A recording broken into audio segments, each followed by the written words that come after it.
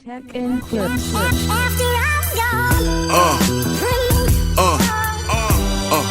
Yeah. All right, guys, welcome back to the channel. So I have this video that was sent to me. Shout out to Dan Abilidu, the Alice Cooper group, the shocking breakup nobody saw coming. Yes, I mean, I've been reacting to Alice Cooper. I love their sound, I love their music, but I didn't know at some point they broke up, so hopefully this video, will give me a bit of insight on, the story behind their breakup. Stick with me to the end of this video. As always, I'll definitely take my perspective about it, and I hope that you stick with me till then. Yes, let's go. You're watching Artist on Record, your ultimate intimate conversation with your favorite artist. Okay. Make sure you subscribe and hit that notifications tab so you don't miss future episodes. You guys, when you split up with each other, you guys went your own ways. Not even a split. You took a break, I guess. Is that what's the story? You took a break, Yeah, Alice. Yeah, I was totally against it. But 51 years later, the original Alice Cooper group is back. But what caused the breakup? yeah, I was totally against it. But the band always Dennis. survives all the way through. Everybody had a say, and if there were two different points of view, then we would vote on it, and then we would always just go with the majority vote, and that was it. And so Michael decided he wanted to do Michael Bruce. a solo album because, as he said, he was frustrated with him bringing us a song, I Love You, and we turn it into I Want to Kick a Puppy or something, know. King of America. Okay. And so, I was totally, Michael, we fought all these years to make it to the top, and now we make it to the top, and you want to take a break? Yeah. Come on.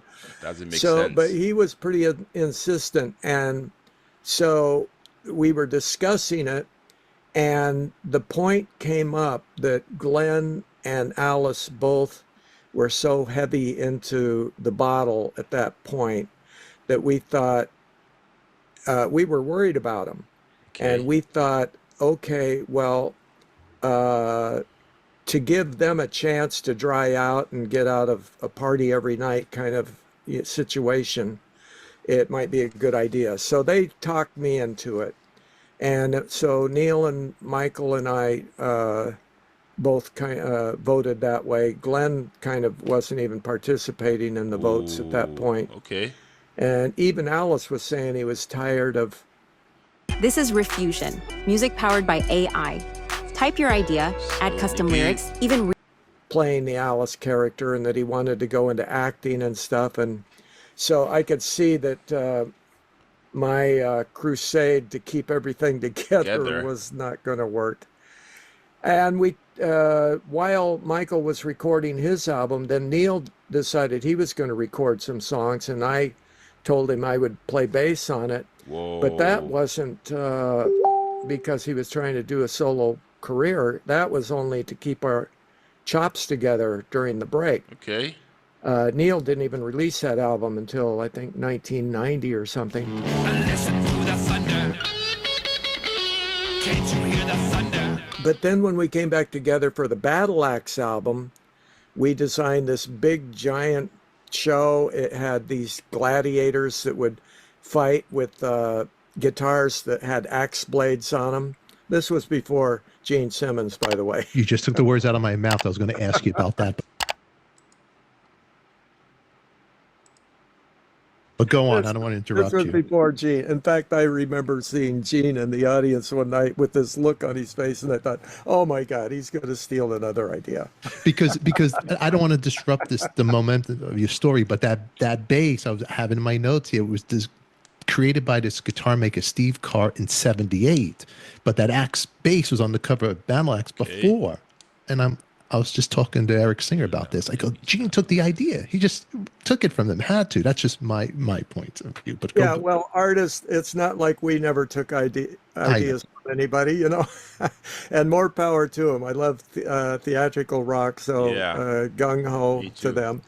But I designed the Battle Axe, I wanted it to be made out of plexiglass, the Oh, body, and okay. then I wanted a jagged edge on the neck, Whoa. strong enough to jam this thing into the stage and have it stand up on its own, which was tough because the plexiglass was very heavy. And so the jagged blade I designed was inspired by, the monkeys and Wizard of Oz. They Mhm. had those spears with the kind of stylized points on the tip. So I Oh, kind of okay. took that sort of an idea.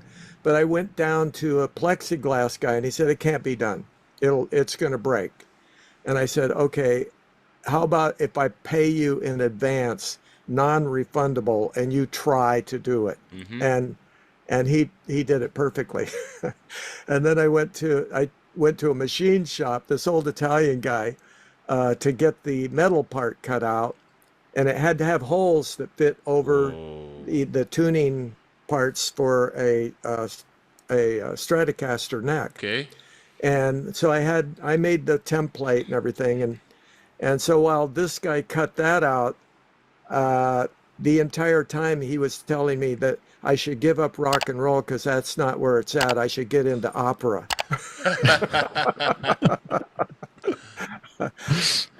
But anyway, so yeah, I still have the battle Wow. axe. It's still not no chips or anything, but it had to be jammed. So the Wow. one Beautiful. point of the battle axe show, out from under Neil's drum riser, hydraulically, this boxing ring would come out, and the post would slowly raise up with velvet ropes and Mm. lock into place. And then the two gladiators would come out in these futuristic, shiny gladiator outfits and armored outfits, and they would fight it out. And then it was Michael Bruce and our guitar player at the Whoa. time, Michael Marconi, Okay. and Michael would win. Marconi would fall, and he had to fall in exactly the same part of the Mm-hmm. stage because we had a piece of wood that was only about 8 inches square. And then Michael would take this battle axe, the real battle axe, off of its stand, and go thumbs up or thumbs down to the audience. Of course, thumbs down, and then he would jam it into the stage, and it would be between Mike Marconi's arm and his body, and this thing would stick in the stage and stay there, and then everybody would freeze, and the fog would roll out as this whole boxing ring and everything would roll back into the fog, and then we'd come out, popping champagne and graffiti and everything, and do this song called "The Winner." So it was an elaborate stage show. We had to follow Billion Dollar Babies. Meanwhile, we're reading in the press that we had to be replaced because we refused to do theatrics. What? Whoa. That's crazy. It That's was crazy. crazy, and nobody ever asked me to do an interview to talk about it. All they did is go with the spin. That is crazy. That's crazy. So that was pretty much the break Yeah. at that point for Yeah, it took very, I was kind of naive about it in hindsight, but that's because uh, I was so uh, faithful that my best friend Alice and Shep, Okay. uh, there's no way the group was really breaking up. I was kind of last to finally come to that realization. Whoa. I'm comparing to a relationship. It's like, are you guarded when you come back in? Are you a little nervous? Are you really nervous how to be yourself? And you know what I mean? No, not really. I mean, there was other factors. Me and Cindy going into New York City to visit Alice. And Alice and his wife bringing baby Calico over to our house for dinner Mm-hmm. and stuff like that. But and we never really, Alice and I never really engaged in anything about what happened and all of that. We just continued as friends because we didn't get all the lawyers. We got lawyers, but then we decided, Michael, Neil, and I, that hey, you know what? If we get lawyers, there will never be a chance of us ever getting together again. And also, let's face it, that's not what this is about. This is a bunch of friends that had a dream and Mhm. achieved that dream, and let's not uh, let's not get all negative over it and everything. So that's, for better or for Or worse, there worse. are people that say you're an idiot, you should have sued and all that, but Yeah.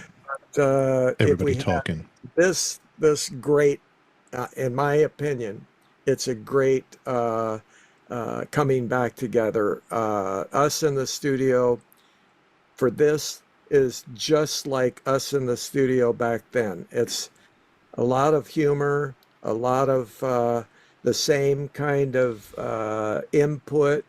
If we're laying down a track or something and somebody says, oh, wait a minute, it sounds a little too fast. Neil, what's the tempo on that? And Neil would tell you and set the click and boom. So we knew who to go to for each person's expertise. And so it moved fast. And also, we were just a lot of laughs. I mean, it was just a blast. The love is still there, Okay. and the memory of Glenn. You guys are keeping the spirit there as well. His spirit's in Yeah, the studio. anybody that knew Glenn, his legacy looms large in your heart. Yeah, yeah, yeah, yeah, yeah, yeah, yeah, yeah. Mr. Dennis Dunaway. We're going to bring more of Dennis coming your way. Make sure you hit the notifications tab and subscribe so you don't miss those upcoming episodes. You can catch this episode unedited in our members only club or in Patreon. In the meantime, make sure you pre-order The Revenge of Alice Cooper. Links are in the description down below. Click right above your screen right here. Okay. Now, click on your screen for our next episode. Until then, who loves you, baby? We do. Thanks for watching. And post your comments down below. We always love to hear from you. If you're traveling, driving, running errands, listen to Artist on Record, the podcast, on Apple Podcasts, Spotify, iHeartRadio. We're streaming everywhere. Check it out. All right, guys. Shout outs to Artists on Record, for this video. Shout outs to Donna Biladu, for sending me this one. Like I said, I mean, I love Alice Cooper. I love the music, but I mean, I didn't know the story about the fact that they broke up. I mean, watching this deep dive, into the breakup, of the Alice Cooper group was something else. I have to say, this hit me harder than I expected. As someone who always appreciated their wild, theatrical, stage presence and genre and the defining sound, I never realized, just how fractured, things were behind the scenes. What really, really stood out, to me was how the band's, iconic, stage shows, what we all came to love them for, were actually one of the key things, that drove a wedge, between them. It's heartbreaking, but also undeniable. Imagine, being part of something so groundbreaking and yet, feeling like the music was getting lost in the madness. Yes, I mean, I did my own, research, and I mean, hearing about, Glenn Buxton's, struggles with substance abuse, was tough. I mean, you could feel the pain of a band, watching, one of their own, fall apart. I think that human elements, often gets overlooked when we, romanticize, rock history. These weren't just, larger than life, personas. They were real people, dealing with real pressures. And that part about planning, just a 1 year break, that one stung. How many bands, go in thinking they'll just take a breather, only for it to become permanent. It makes you wonder, what kind of music, we missed out on because they never reunited until now.